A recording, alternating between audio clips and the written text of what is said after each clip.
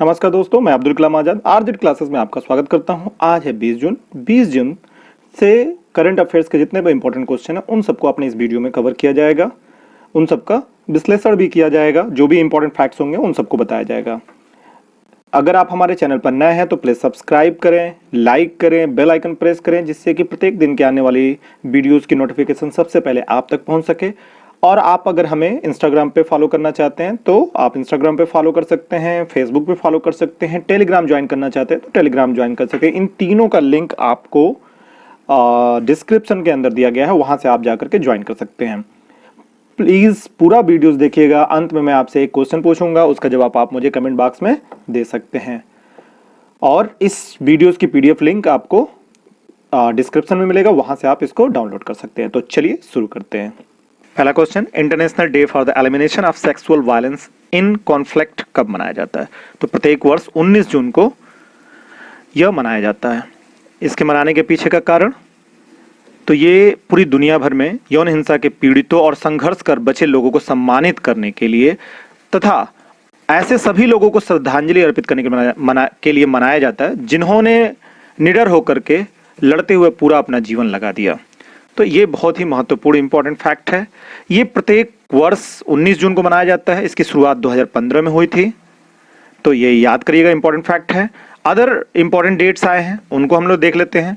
तो अभी हाल ही में 12 जून को world day against child labour मनाया गया, 15 जून को ग्लोबल विंड डे और 15 जून को ही world elder abuse awareness day मनाया गया। 17 जून को world day to combat desertification and drought मनाया गया।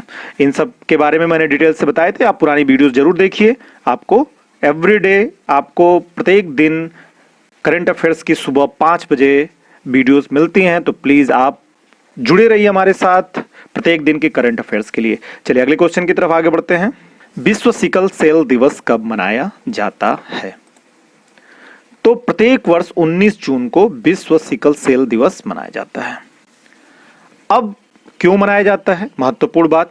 तो इस विश्व सिकल सेल दिवस को मनाने का उद्देश्य है, यह एक प्रकार का रोग है, उस रोग के बारे में लोगों को जागरूक करना और उसके उपचार के तरीकों के बारे में लोगों को बताना, यह महत्वपूर्ण है। अब ये किस प्रकार का रोग है, तो मैं आपको इसके बारे में बताता हूं।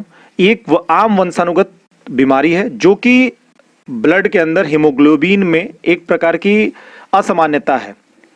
अब अगर आप जानते हो तो सामान्य अवस्था में जो लाल रक्त कणिकाएं होती हैं, रेड ब्लड सेल्स, वो गोल आकार में होती है और उनका जीवन काल 120 दिन का होता है। परंतु जिसको ये बीमारी होती है, ऐसे लोगों में जो लाल रक्त कणिकाएं होती हैं वो गोल ना होकर के हंसिए, जो हम गेहूं या धान काटने के लिए जिस औजार का इस्तेमाल करते हैं, हंसिया, उस तरह की हो जाती है और सख्त भी हो जाती है, और मात्र 10 से 20 दिन तक ही वो जिंदा रहता है, वर्क करता है। तो अभी ये चीज, इस बीमारी का सिकल सेल रोग है, ये बीमारी है। अच्छा, यूनाइटेड नेशन के अनुसार प्रति वर्ष 5 लाख बच्चे सिकल सेल रोग के साथ पैदा होते हैं और उनमें से आधे बच्चे 5 वर्ष आयु पूरा करने से पहले ही मर जाते हैं। तो ये बहुत इंपॉर्टेंट फैक्ट है। चलिए, और अदर इसमें इंपॉर्टेंट डेट्स आए हैं, उनको हम देख लेते हैं। 16 जून international day of the African child, 17 जून world day to combat desertification and drought, 18 जून ऑटिस्टिक प्राइड डे, और साथ में एक और मनाया जाता है सस्टेनेबल गैस्ट्रोनॉमी डे। तो ये इंपॉर्टेंट डेज है जिसको आप नोट कर लीजिएगा। और मैं कहूँगा कि आप वीडियो पॉज करके जितना भी अब तक मैंने इंपॉर्टेंट डेट्स बताया है पूरे जून महीने का, वो सब कमेंट बॉक्स में आप तुरंत राइट डाउन करें। तो चलिए अगले क्वेश्चन की तरफ। हाल ही में किस रेटिंग संस्था ने भारत की सॉवरेन रेटिंग BBB बरकरार रखा है? तो फिच रेटिंग ने BBB सॉवरेन रेटिंग भारत का बरकरार रखा है। अब इसका मतलब है सबसे कम निवेश ग्रेड BBB, ये बरकरार रखा है। अभी यहाँ पे फिच रेटिंग की बात हो रही है, तो फिच रेटिंग क्या है? इसकी स्थापना 1904 में हुई थी। फाउंडर इसके जॉन नॉलेस फिच हैं। Headquarter New York city, New York. अच्छा, यहाँ पे न्यूयॉर्क सिटी एक शहर है और न्यूयॉर्क एक राज्य है, तो न्यूयॉर्क राज्य के अंदर न्यूयॉर्क सिटी है, तो इंपॉर्टेंट बात है। CEO of Fitch Group Paul Taylor. तो ये इंपॉर्टेंट फैक्ट है इस क्वेश्चन से, आप नोट कर लीजिएगा। चलिए अगले क्वेश्चन की तरफ आगे बढ़ते हैं। गोवा क्रांति दिवस कब मनाया जाता है? तो प्रत्येक वर्ष 18 जून को गोवा क्रांति दिवस मनाया जाता है। गोवा क्रांति दिवस मनाने के पीछे 1946 में 18 जून को डॉक्टर राम मनोहर लोहिया ने मडगांव में गोवा वासियों से पुर्तगाली राज्य शासन से मुक्त करने का आह्वान किया था। तो इस कारण गोवा में 18 जून से क्रांति दिवस प्रारंभ हुआ था, तो क्रांति दिवस मनाया जाता है।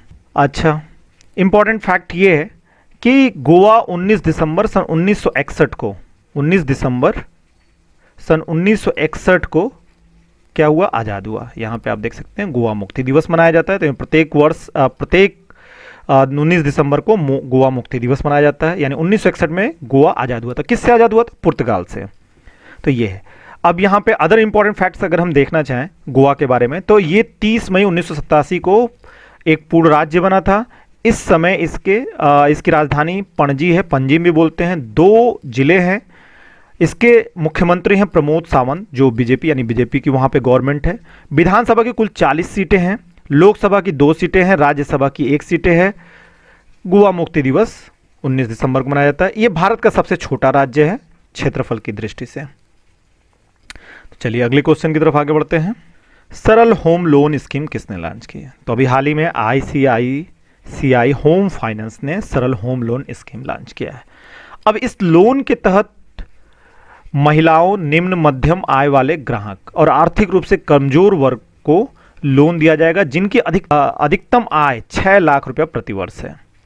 तो ये है, तो ये इसका मेन मोटो है कि ज़्यादा से ज़्यादा लोगों को हम लोन दें, होम लोन दें, जिससे कि प्रत्येक व्यक्ति के पास अपना खुद का घर बने। अब ICICI बैंक के बारे में कुछ बात कर लेते हैं। इसका हेडक्वार्टर कहाँ पे है? मुंबई में। प्रेसिडेंट कौन है इस समय? अनूप बागची। और इसके MD प्रबंध निदेशक और मुख्य कार्यकारी अधिकारी अनिरुद्ध कमानी। ये ICICI होम फाइनेंस कंपनी के बारे में है। चलिए अगली क्वेश्चन की तरफ आगे बढ़ते हैं। किस बैंक ने अपनी लोन प्रक्रिया पूरी तरह से डिजिटल बनाने का फैसला किया है?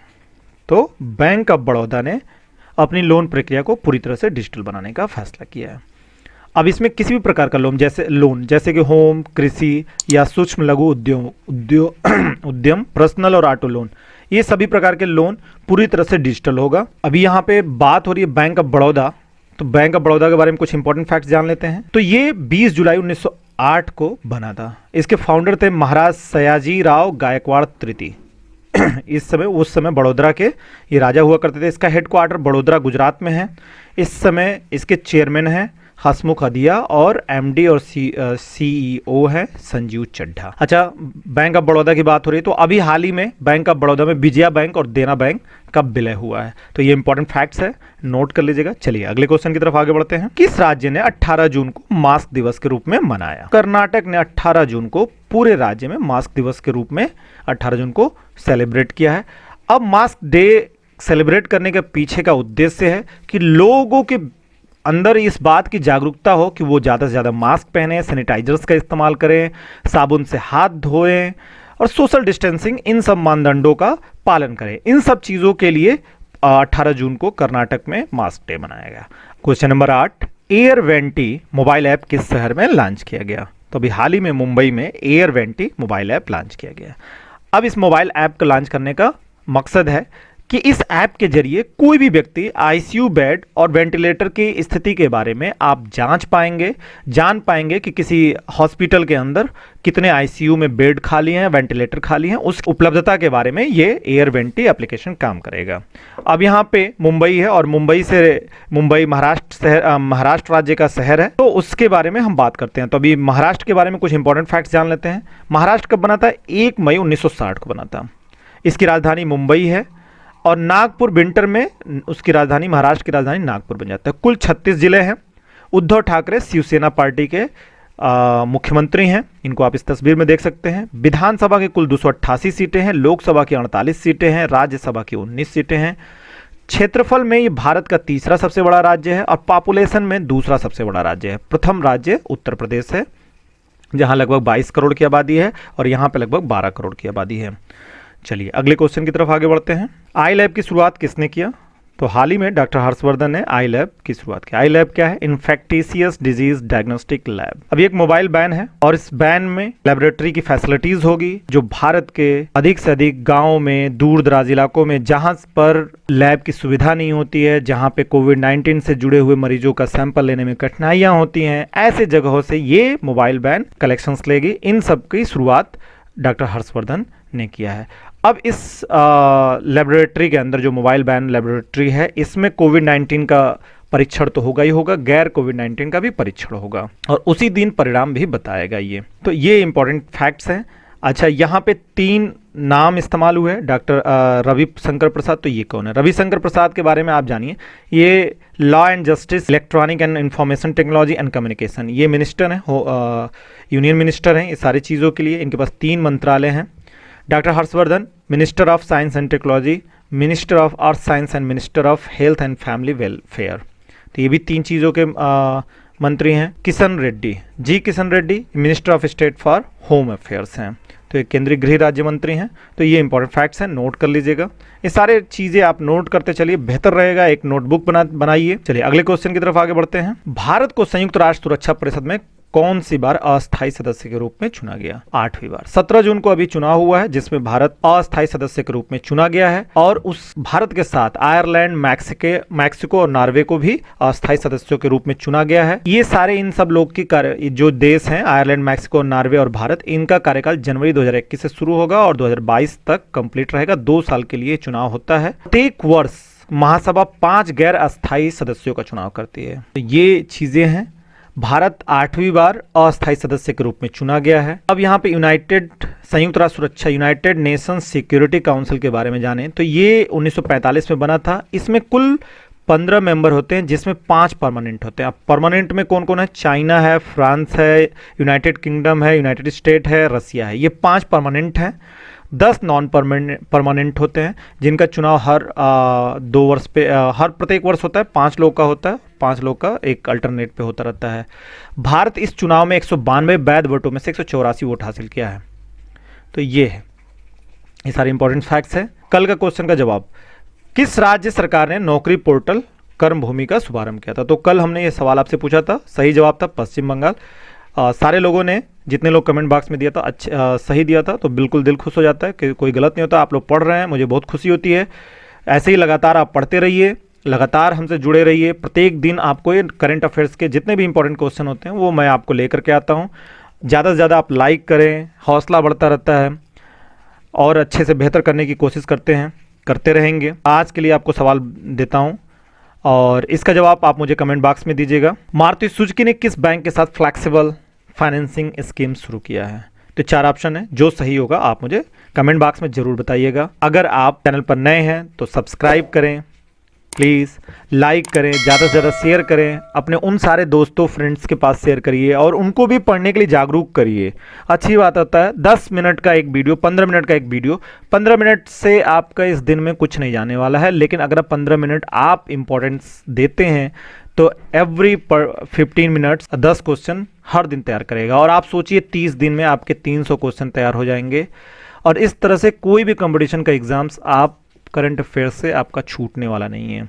तो आप अगर फेसबुक पे फॉलो करना चाहते हैं तो Facebook/RZ क्लासेस पे फॉलो कर सकते हैं। इंस्टाग्राम पे भी फॉलो कर सकते हैं आप, Instagram/RZ क्लासेस। टेलीग्राम पे ज्वाइन करना चाहते हैं तो डिस्क्रिप्शन में उसका लिंक दिया है, वहाँ से आप ज्वाइन कर सकते हैं। और अगर व्हाट्सएप ग्रुप ज्वाइन करना चाहते हैं तो उसका नंबर दिया हुआ, अपना नाम और अपने शहर का नाम दे करके आप जुड़ सकते हैं। इस पूरे वीडियो का PDF फाइल आपको डिस्क्रिप्शन में मिल जाएगा, वहाँ से आप डाउनलोड कर सकते हैं। अगर आप टेलीग्राम ज्वाइन करते हैं तो टेलीग्राम पे भी आपको मिल जाएगा। तो आज के लिए धन्यवाद दोस्तों।